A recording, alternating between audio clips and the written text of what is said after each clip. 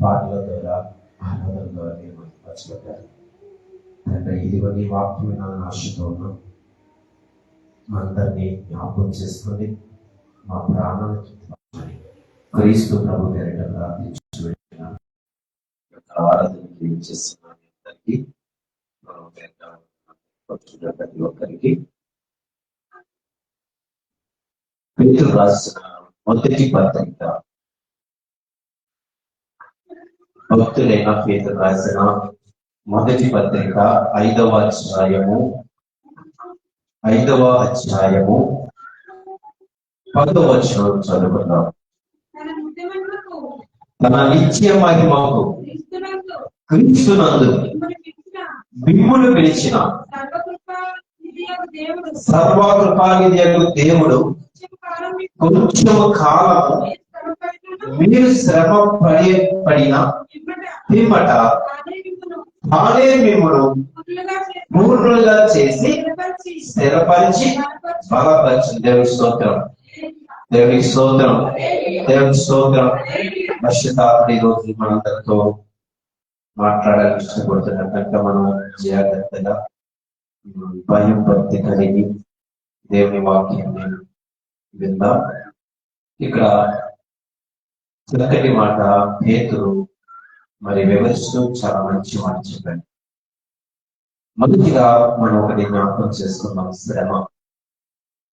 శ్రమలు ప్రతి ఒక్కరికి ఉంటాయి. కష్టము శ్రమ నిర్వహించు ఈ లోకంలో ఎవరు లేదు. ధనికుడైనా పేదవాడైనా ఉన్నవాడైనా ఎవరైనా సరే ఒక సమయం వారికి కష్టం వస్తుంది, శ్రమ వస్తుంది, ఇబ్బంది వస్తుంది. ఏం చెప్తున్నాడంటే పేతురు, ఒకవేళ మీకు శ్రమ వచ్చినా, కష్టం వచ్చినా, ఇబ్బంది కలిగినా, దుఃఖము కలిగినా అది ఎంతసేపు ఉంటుందంటే కొంచెం కాలం ఉంటుంది అంటున్నాడు. ఏమంటున్నాడు? కొంచెం కాలం మీరు శ్రమ పడిన పేమట,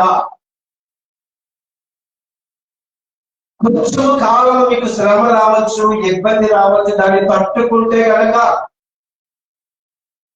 దేవుడు తర్వాత ఏం చేస్తానంటున్నాడు. అద్భుతమైన మాట. మొదటిగా ఏం చేస్తాడంటే మనల్ని పూర్ణులుగా చేస్తారు.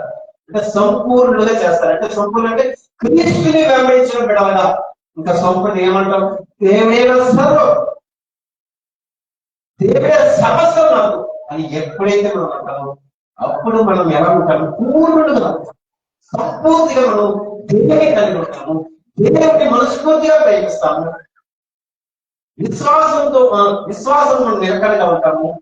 ఎప్పుడైతే మనం పూర్ణులుగా అవుతామో తర్వాత ఏం చెప్తున్నాడంటే, మీరు శ్రమ పడిన మిమ్మల్ని తానే మిమ్మల్ని పూర్ణులుగా చేసి స్థిరపరుస్తారంట. అంటే మనం చిన్న పిల్లలు చూడండి, వారి యొక్క మొదటి దశ అందరికి తెలుసు. వారు మొదటిగా బాగుంటారు, తర్వాత వారు నడవడానికి ప్రయత్నిస్తారు. ఎలా ప్రయత్నిస్తారు? పడుస్తూ లేస్తూ, పడుస్తూ లేదు. తర్వాత ఏం చేస్తారు? ఒక సపోర్ట్ ఉండాలి, ఒక చైర్ కానీ ఒక టేబుల్ పడుతున్న అలా వేస్తారు. అలా క్రమేపీ వారు నిలబడడం నేర్చుకుంటారు, తర్వాత నడవడం నేర్చుకుంటారు. మనం చూస్తే ఇక్కడ మొదటిగా దేవుడు ఏం చేస్తారంటే పూర్ణంగా చేస్తారు. అంటే పూర్ణంగా అవ్వాలంటే మనం ఏం చేయాలి? మనం ఎలా ఉండాలి? సంపూర్ణ అవ్వడం చాలా కష్టం. అది సంపూర్ణ అవ్వడం ఇంకా చాలా కష్టం. ఎప్పుడు జరుగుతుందంటే మనకి నువ్వు వాక్యం చదవాలి, ప్రార్థన చేయాలి, దేవుని పట్ల భయం ఉండాలి, దేవుని పట్ల భక్తి ఉండాలి, విశ్వాసం ఉండాలి, నమ్మకం ఉండాలి, ఆయనని అనుసరించాలి, ఆయన మాటకి విధేయులై ఉండాలి, ఆయన మాట ప్రకారం మనం జీవించాలి, బ్రతకాలి. ఇవన్నీ చేస్తున్నప్పుడంట మనం సంపూర్ణంగా అవుతామంట. అప్పుడు ఏంటంటే మనకి దేవుడు ఏం చేస్తారు? స్థిరపరుస్తారు. చాలా మంది జీవితాలు ఏమంటారు? వారికి స్థిరత్వం లేదంటారు, వారికి స్థిరం లేదంటారు. ఎందుకు కాదు? ఇంత కష్టపడినా, ఇంత చక్కటి కష్టపడినా వారికి స్థిరత్వం లేదండి అంటారు. అదే మాట మనం లోకానుసారంగా మాట కదా, వారికి స్థిరత్వం లేదు. కానీ ఇక్కడ దానికంటే ముందు ఏం కావాలి మనకి? మనం ఎలా ఉండాలి? సంపూర్ణమై ఉండాలి ప్రభువులో. పూర్తిగా దేవుని మనం ఆదుకోవాలి, పూర్తిగా దేవుని మీద మనం ఆధారపడిపోవాలి, అనిశ్చయమైన రక్షణ పొందుకోవాలి, విశ్వాసం కలిగి ఉండాలి, నమ్మకం కలిగి ఉన్నప్పుడు అప్పుడు అంటా నీవు నీ జీవితంలో నువ్వు స్థిరపడతావు. ఇంకా ఎదురే లేదు, ఇంకా తిరిగే లేదు. అప్పుడు జీవితంలో నీవు స్థిరపడతావు. తర్వాత మాట కార్యంలో పూర్తిగా చేసి స్థిరపరిచి బలపరచు. ఎవరు బలపరచారు? ప్రభు బలపరుస్తాడు. ఇక్కడ 3 విషయాలు కనిపిస్తున్నాయి. నీవు శ్రమను తట్టుకొని, అది ఎంత కష్టమైన ఇబ్బంది అయినా, అది పేదలు భక్తులు ఏం చెప్తాడు? కొంచెము కాలం మీరు ఓపిక కలిగి ఉండండి, సహనం కలిగి ఉండండి, శ్రమను తట్టుకోండి. కొంచెం కాలము తర్వాత ఏం జరుగుతుందో చదవకుండా చెప్పారు. మీరు స్థిరపడతారు, మీ జీవితంలో స్థిరపడతారు, మీరు బలం పొందుకుంటారు, పూర్ణులుగా ఉంటారు. చూద్దాం, ఇంకో లేఖనం కూడా చూద్దాం. యోబు గ్రంథం, పాత నిబంధన గ్రంథం నుంచి యోబు గ్రంథం చూద్దాం. యోబు గ్రంథము 5వ అధ్యాయం. యోబు గ్రంథము 5వ అధ్యాయము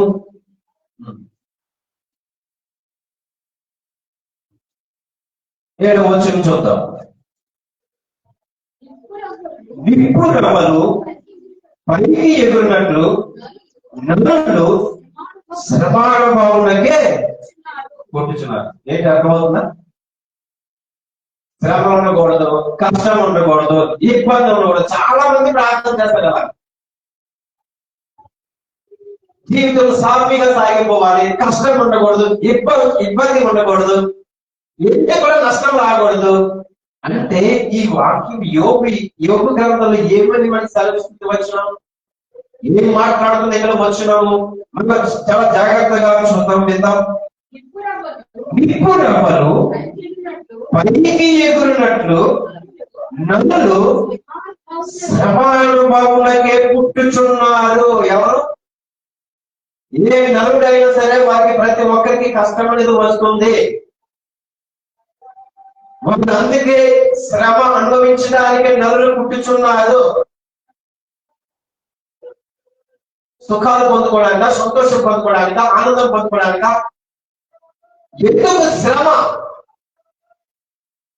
అవును, నువ్వు నిజంగా దేవుడి బిడ్డ కాబట్టి నీకు శ్రమ ఉంటుంది. నువ్వు దేవుడి మాట వింటున్నావు కాబట్టి ఒక శ్రమ వస్తుంది. నువ్వు దేవుడిని అనుసరిస్తున్నావు కాబట్టి నువ్వు నిత్యం దేవుడి మందిరం కోసం ఒక శ్రమ ఉంటుంది. కానీ భక్తుడు ఏం చెప్తున్నాడు? ఆ శ్రమ కొద్ది కాలమే ఉంటుంది, కొద్ది కాలమే ఉంటుంది. ఆ శ్రమ కొద్ది కాలం ఉంటుంది. కానీ నీవు తట్టుకోవాలి, సహనం కలిగి ఉండాలి, ఓపిక కలిగి ఉండాలి. అప్పుడే మనం ఏంటి తెలుసా? పూర్ణులుగా ఉంటాము, స్థిరపరచబడతాము, బలపరచబడతాము. దేవునికి స్తోత్రం చేద్దాము. దేవునికి స్తోత్రం, దేవునికి స్తోత్రం. అక్షత దేవుడు మనల్ని యాకోబు పత్రికలో ఉంటుంది కదా మాట, దేవుడు మనల్ని దుష్టుడి చేతికి అప్పగించడం, కష్టాలు పెట్టడం, ఇవన్నీ ఉంటాయి. కానీ పుట్టుకతోనే ప్రతి ఒక్కరికి శ్రమ అనేది ఉంటుందని లేఖన భావం మనకి తెలియపరుస్తుంది. కానీ ఆ శ్రమ నుంచి దేవుడు ఏం చేస్తాడు? మనల్ని విడుదల పరుస్తాడు. ఇంకోటి కూడా చూద్దాము, కీర్తన గ్రంథం. ఇంకొక లేఖనం చూద్దాం, కీర్తన గ్రంథం 66వ కీర్తన.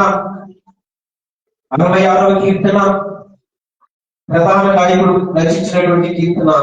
66వ కీర్తన 11వ వచనం నుండి చదువుకుంటాం. నీవు బందీ గృహంలో మమ్ము ఉంచితివి, మా నడుముల మీద గొప్ప భారం పెట్టితివి, నదులు మా నెత్తి మీద ఎక్కునట్లు చేసితివి, మేము దిప్పులను నేలను పడితివి, అయినను నీవు సమృద్ధి గల చోటికి మమ్మల్ని రప్పించి ఉన్నావు. దీనికి అర్థం ఏంటి? ఇంతకు పేదలు భక్తులు అలాగే చెప్పాడు కదా, దీనికి అర్థం ఏంటి? మళ్ళా పేతురు భక్తుడు ఏం చెప్తున్నాడు? మీరు కాస్త కొంతకాలమే శ్రమ ఉంటుంది, ఓర్చుకోండి, సహనం కలిగి ఉండండి, సహనం కలిగి ఉండండి, ఓపిక తెచ్చుకోండి. కొంచెం కాలం ఉంటుంది, కొంతకాలమే శ్రమ ఉంటుంది. ఇక్కడ కూడా కీర్తనకారుడు ఏం చెప్తున్నాడంటే, నీవు బందీ గృహంలో మమ్మల్ని నుంచి తిరిగి కష్టంలో, కష్టమనే బందీ గృహంలో నీకు ఉన్నావు, శ్రమ అనే బందీ గృహంలో నీవు ఉన్నావు, దుఃఖం అనే బందీ గృహంలో నీవు ఉన్నావు. ఇక్కడ ఒక్కొక్కటి మనం చెప్పుకుంటే తర్వాత మాట, మన నడుము మీద గొప్ప భారం పెట్టింది కష్టం, కుటుంబ బాధ్యత.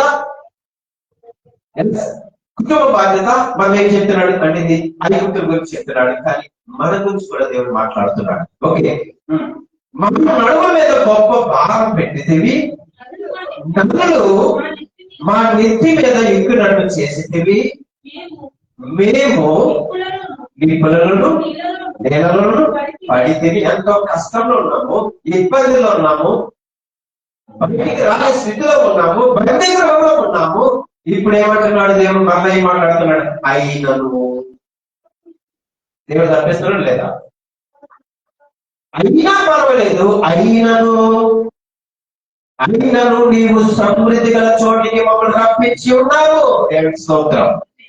ఇక్కడ పేద భక్తుడు అదే అంటున్నాడు, మీరు కొంతకాలమే కష్టపడతారు, కట్టుకోండి, ఓపిక సహించాలి, సహనం కలిగి ఉన్నాడు. తర్వాత మీకు ఏం జరుగుతుంది? మీరు పూర్ణంగా చేస్తాడు దేవుడు, మిమ్మల్ని స్థిరపరుస్తాడు జీవితంలో, మిమ్మల్ని బలపరుస్తాడు దేవుడు. ఎంత చక్కగా చెప్తున్నాడు పేతురు. అది చేత మనము శ్రమ వచ్చిందని కంగారు పడకూడదు, కృంగిపోకూడదు. ఎందుకంటే దేవుడి వాగ్దానం, దేవుడి వాక్యం నీ పక్షాన ఉంది. దేవుడు శ్రమిస్తున్నాడు భక్తుల ద్వారా.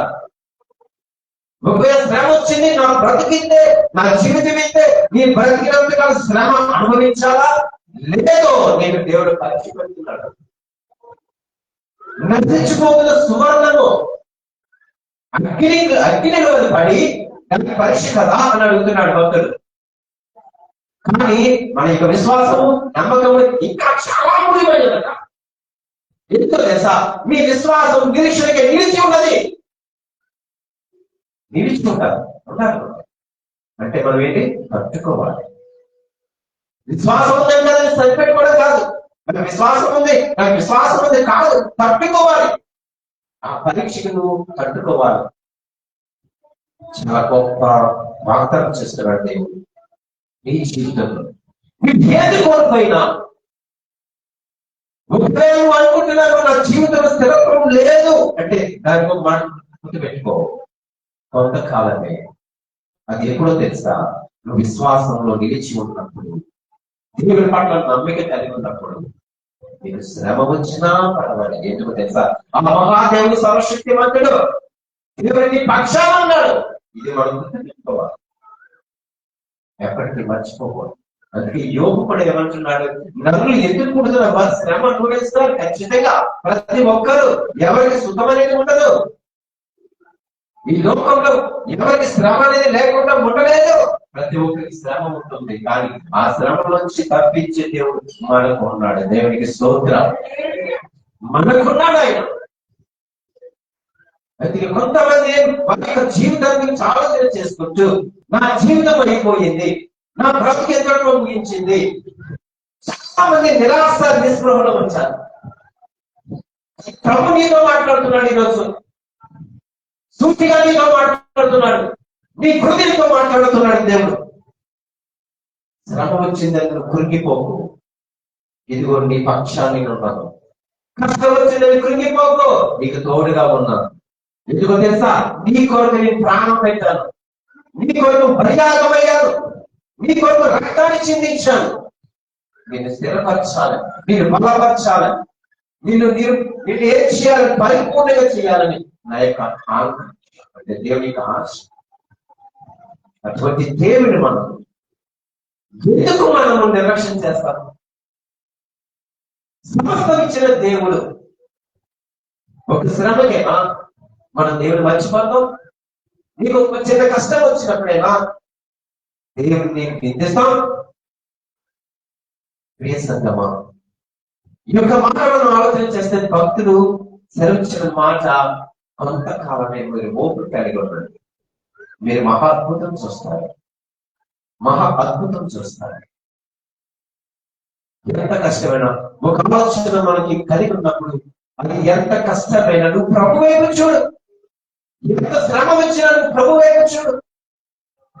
కానీ నువ్వు వెనుదిరిగావంటే, వెనక్కి వెళ్ళావంటే శోధకుడు ఎదురు చూస్తున్నాడు, అపవాది ఎదురు చూస్తున్నాడు నిన్ను పట్టుకోవాలి. అందుకే ఇది ఖండితంగా చెప్తున్నాడు భక్తులు. ఎందుకు మరి నిరాశలో ఉంటున్నారు? కొంచెం కాలమే కదా శ్రమ పడింది. మరి యోగుడు చూస్తే ఎంత కష్టపడ్డాడు, ఒక్క మాటలో కూడా దేవుడికి నిలిచలేదు.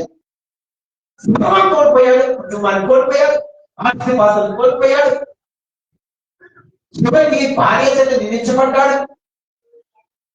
కానీ ఎట్లయినా మనం చదివితే గ్రంథం మనకు అర్థమవుతుంది, దేవుని ఏ విషయంలో కూడా భక్తులని యోగు ఏ విషయంలో కూడా నిందించలేదు.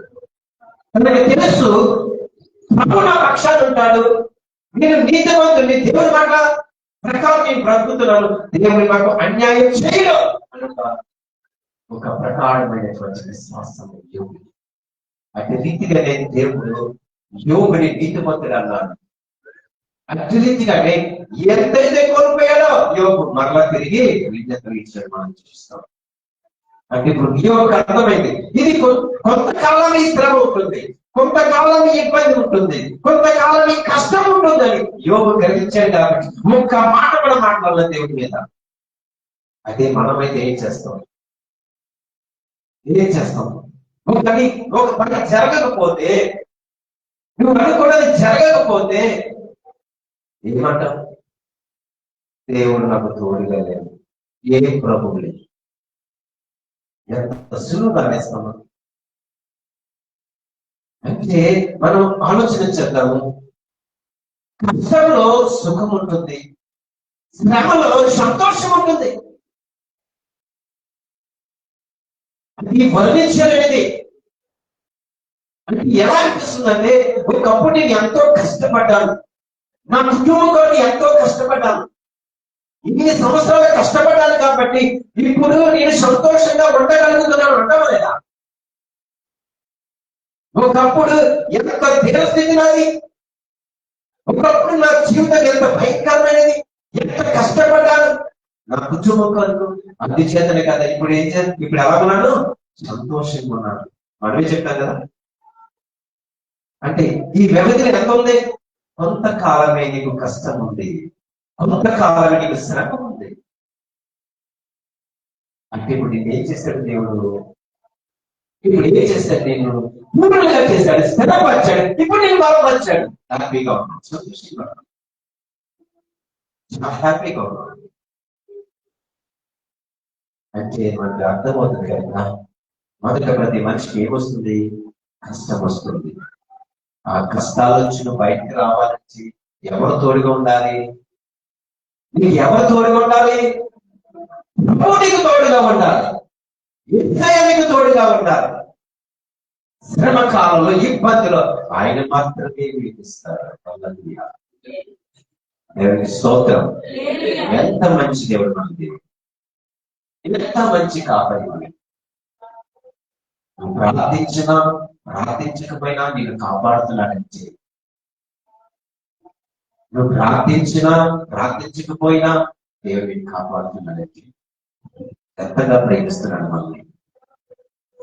మనకి అవసరం ఉన్నప్పుడు ప్రార్థిస్తాం, అవసరం ఉన్నప్పుడు ప్రార్థిస్తాం. నీకు ఏదైనా అక్రత కావాలంటే, నీకు ఏదైనా అవసరం వస్తే కనుక నువ్వు ప్రార్థన చేస్తావు, ప్రభువా మనం ప్రార్థన చేస్తావు. కానీ నువ్వు ప్రార్థించినప్పుడు నీకు కాపాడుతలేదు దేవుడు. ఇప్పుడు నేను ఆలోచన చేశారని, కష్టం వచ్చినప్పుడు నువ్వు ప్రార్థిస్తావు, ఇబ్బంది వచ్చినప్పుడు ప్రార్థిస్తావు, నీకేదైనా అవసరమైనప్పుడు నువ్వు ఏదైతే కోరుకుంటున్నావో నువ్వు ప్రార్థన చేస్తావు. ఒకవేళ ప్రార్థన చేయలేనప్పుడు దేవుడు చూస్తున్నాడా లేదా? దేవుడు నీకు కాపాడుతున్నాడు లేదా? దేవుడు నీకు 2 పడకలు భోజనం పెడుతున్నాడా లేదా? ఇది గ్రహించమా. అంటే ఒక మాట చెప్పుకున్నాం, ఒక పూట తింటూ కలిపిన వారు ఉన్నారు, 2 రోజులకు ఒకసారి భోజనం చేసిన వారు ఉన్నారు. చెప్పాలంటే ఇంకా వారం ఒక రోజు భోజనం దొరికేవారు ఉన్నారు. ఇవన్నీ చూస్తుంటే దేవుడు నిన్ను ఏ స్థితిలో వచ్చిన ఒకసారి జ్ఞాపకం చేస్తాం. 2 పూటలా నీకు భోజనం వెళ్తుందంటే ఒక్కసారి ఒక్కొక్కటి ఆలోచన చేస్తే మనకు అర్థమవుతుంది. నిజమే కదా ప్రభా, వారికంటే నీకు ధన్యులు కదా నాయన అనిపిస్తుంది కదా. ఎంతమంది లేరు భోజనం లేక, ఎంతమంది అవ్వలేకపోతున్నారు ఆహారం లేక, కటిక పేదరికంలో ఎంతమంది లేరు. ఇవన్నీ ఆలోచించేస్తే నిజంగా దేవుని యొక్క మహాకృప మన ఎడల అధికంగా ఉందా లేదా? అధికంగా ఉందా లేదా మన ఎడల? దేవుడు ఎంతగా ప్రేమిస్తున్నాడు మనకి, ఎంతగా మనం ఆదరిస్తున్నాడు ఆలోచన చేద్దాం. ఇవన్నీ మనం నిజంగా ఆలోచన చేస్తే నీకు అర్థమవుతుంది ఏంటో తెలుసా, నీ జీవితం విలువేచ్చు. మన బ్రతుకు ఎలా ఉందో మనకి అర్థమవుతుంది, మన జీవితం ఎలా ఉంటుందో మనకి అర్థమవుతుంది. అందుకే భక్తులు అంటున్నాడు, ఇబ్బంది పడుతున్నారా, శ్రమ పడుతున్నారా, కొంతకాలమే పట్టుకోండి, నిలబడండి, మిమ్మల్ని పూర్తిగా చేస్తాను, స్థిరపరుస్తాను, మిమ్మల్ని బలపరుస్తాను, మిమ్మల్ని ఉన్నతులు స్థితిస్తాను. కంగారు పడవద్దు. ప్రభు పట్ల విశ్వాసం కలిగి ఉండండి, ప్రభు పట్ల విశ్వాసం కలిగి ఉండండి, నమ్మకం కలిగి ఉండాలి అని ఎన్నో మాటలతో భక్తులు సెలవిస్తున్నారు. కనుక మనం ఇంకో మాట కూడా మనం చూద్దాం. హెబ్రీయులకు రాసిన పత్రిక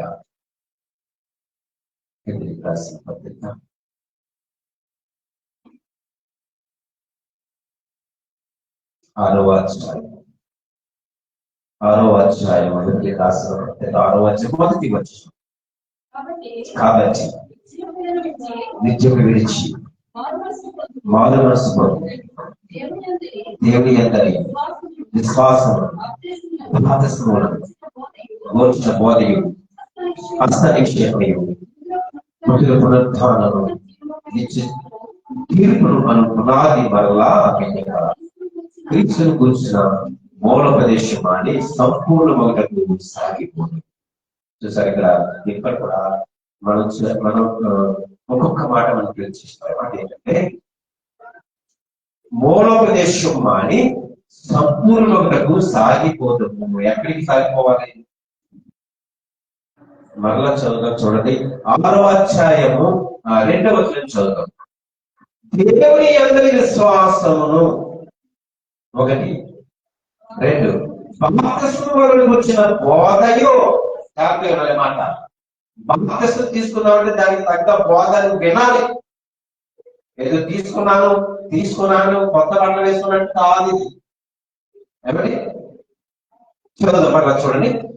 దేవుని యందలి విశ్వాసమును బాప్తిస్మములను గురించిన బోధయు హస్త నిక్షేపమును మృతుల పునరుత్థానమును నిత్యమైన తీర్పుడు. ఎక్కడికి వెళ్తే చూసారా తీర్పు అంటే? పునరుత్థానం అంటే మనం చనిపోయినా సరే ఆయన రాకుండా మరలా తిరిగి లేస్తాం. పునరుత్థానం తర్వాత ఓకే, నిత్యమైన తీర్పులను పునాది మరలా వేయక ఒకటకు సాగిపోతాము. ఓకే, ఇక్కడ సంపూర్ణంగా ఉండడానికి చాలా కారణం చెప్తున్నాడు అపోస్తలుడైన పౌలు. అంటే విశ్వాసం నువ్వు నిలకడగా ఉండాలి. బాప్తిస్మం పొందిన తర్వాత అద్భుతమైన బోధను విన్నాను, తీసుకున్నాను కదా పరలోకానికి వెళ్ళిపోతాను అంటే కుదరదు. అంటే ఇక్కడ ఏం చెప్తున్నాడు అపోస్తలుడైన పౌలు? సంపూర్ణులు అవటకు సాగిపోదాము. ఎక్కడికి వెళ్ళాలి? వెళ్దామా సాగిపోదామా? ఏంటర్థం? మళ్ళా చదువు. క్రీస్తును గురించిన మూలోపదేశం మాని మూలోపదేశం అంటే ఏంటి, దీనికి అర్థం దాని ముందు అని పునాది మరల వెయ్యగా అంటే క్రీస్తు యొక్క బోధ మరొకటి లేదు, వేరేది లేదు, ఒకటే పునరుద్ధానం.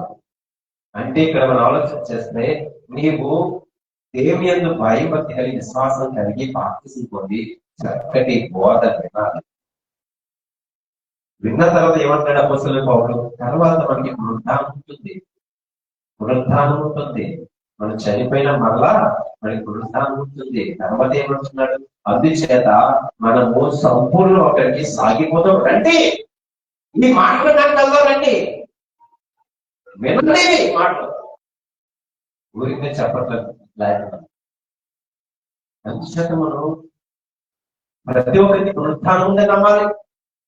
నిజమైన తీర్పండి ఆయన రాకడ నువ్వు ఖచ్చితంగా నిలబడతావని చెప్తున్నాడు. అందుకే రండయ్యా మనం సాగిపోతాం. దేనికి? సంపూర్ణ అవడానికి, అంటే ఇందులో సంపూర్ణత కలిగి ఉండడానికి మనం సాగిపోతాం. రండి, ఇది అర్థం చేసుకున్నాం. ఇంకొంచెం ఫిలిప్ రాసిన పత్రిక, ఫిలిప్ రాసిన పత్రిక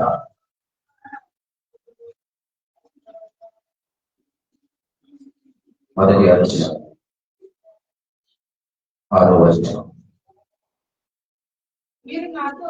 మీరు నాతో వారి వారి వింట చూచి మీలో ఈ సత్క్రియ ఆరంభించిన వాడు యేసుక్రీస్తు, తెలుగు వరకు దానిని కొనసాగించమని రూఢిగా నమ్ముచున్నాను.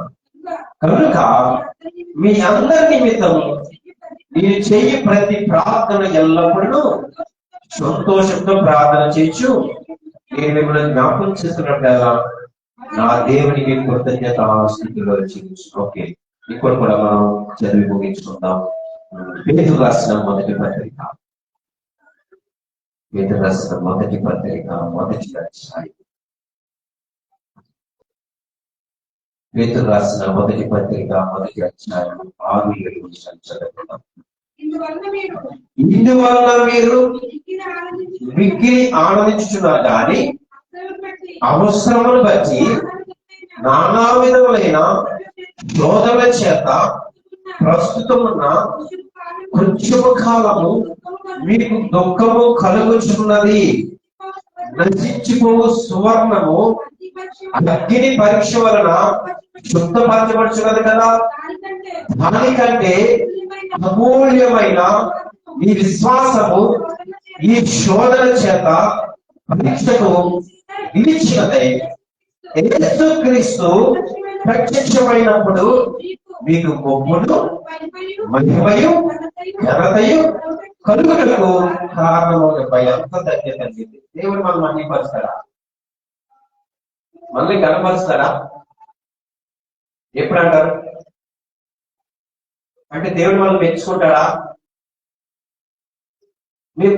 మెప్పును మహిమయు ఘనతయు కలుగుటకు కారణం ఉంటుంది. ఏం కారణం?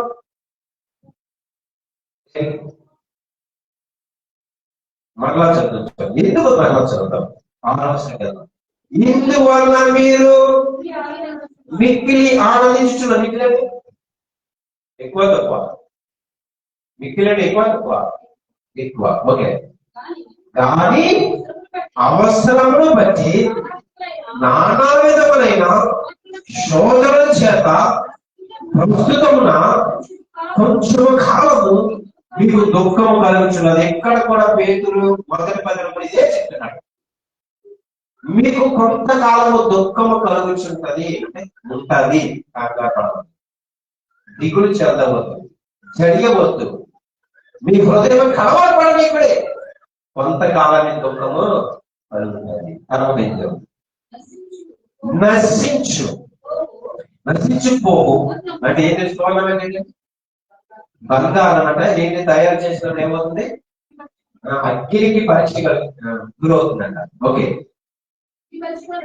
అగ్ని పరీక్ష వలన శుద్ధపరచబడుచున్నది. అంటే ఏంటి? ఒక తయారవుతుంది కదా చూడడానికి బంగారం.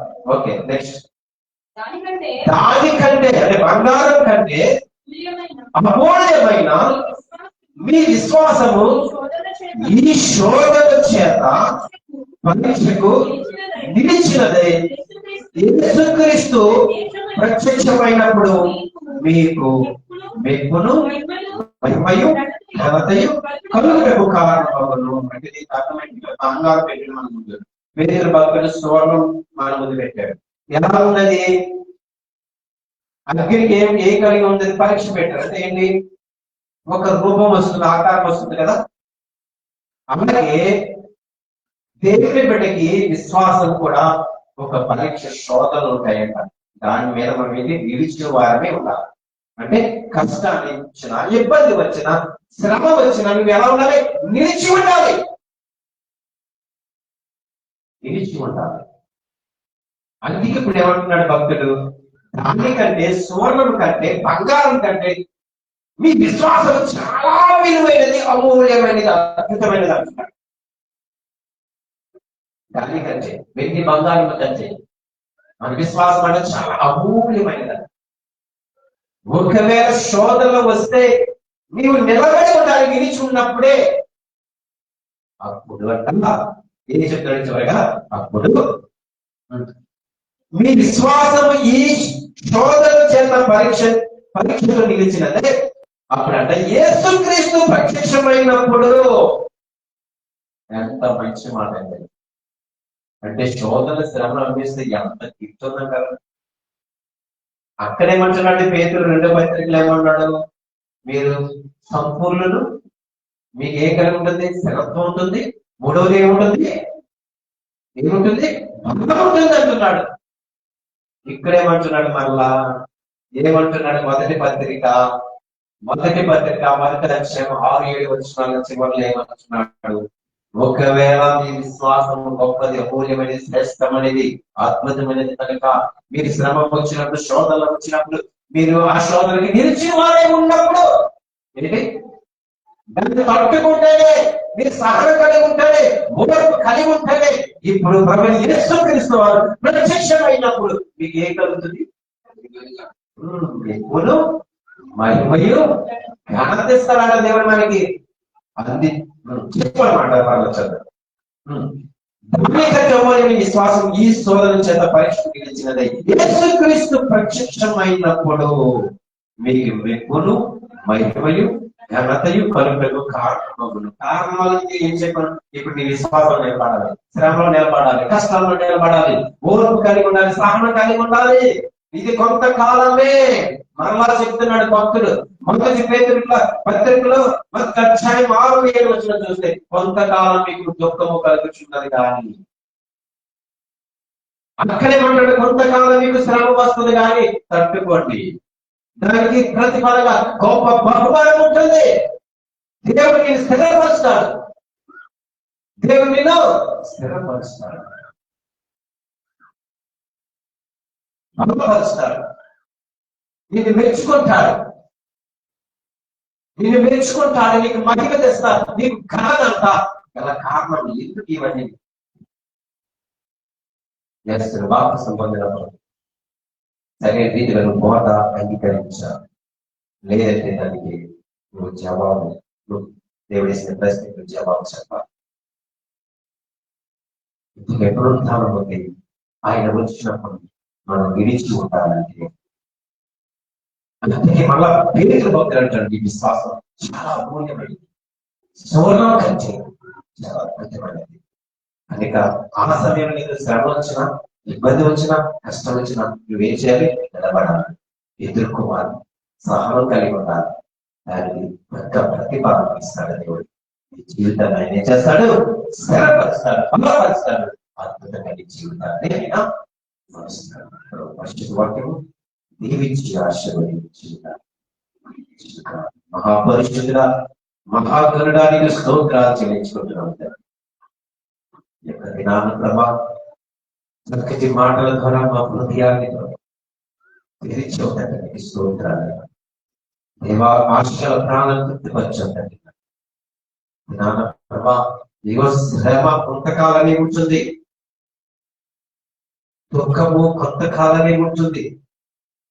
దాని ఎందుకు నిలిచి ఉన్నవారు, సహనం కలిగి ఉన్నవారు, ఓర్పు కలిగిన వారు, దాన్ని తట్టుకున్న వారు తరువాత దినాల్లో అద్భుతం చూస్తారని అద్భుతమైన మాటలు మాకు దినాన్ని వివరించు దేవా విన్న వాక్యాన్ని మేము విడిచిపెట్టుకోకుండా తండ్రి అయ్యా మా హృదయంలో భద్రపరచండి. ఆ మాటల ప్రకారం జీవించడానికి మమ్మల్ని సహాయం చేయండి మా తండ్రి.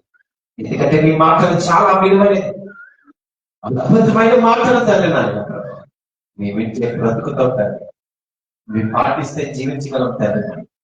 దేవానికి స్తోత్రాలు. దివ్యమైన వర్తమానం అని ఇచ్చారు తండ్రి. మమ్మల్ని అందరినీ మీరు జ్ఞాపకం చేస్తారు. మాకు కావలసినటువంటి అద్భుతమైన మాటలు, జీవం కలిగిన మాటలు మనందరికీ వినిపించినందుకు దేవానికి స్తోత్రాలు చేయించుకుంటున్నారు.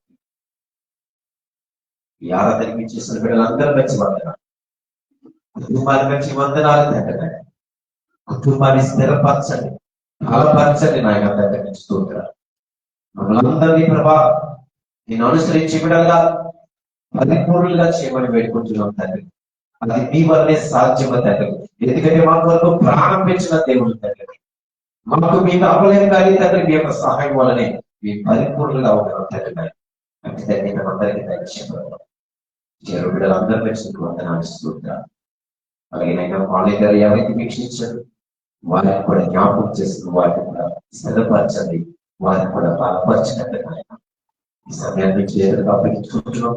ఈ కూడా ప్రభావం జ్ఞాపకం చేసుకోమని క్రీస్తు ప్రభు వేద ప్రార్థించి వేడుకుంటున్నాం. తండ్రి కుమారుడు పరిశుద్ధ దేవుని దీవెనాశీర్వాదం ఇప్పుడు ఎల్లప్పుడు సదా ఈ ప్రార్థనలో చేస్తున్నాడు వారి కుటుంబాలు. అలాగే ఆన్లైన్ ద్వారా ఎవరైతే వీక్షించారు వాళ్ళని వారి కుటుంబాన్ని దేవుడు ఆశీర్వదించుగాక.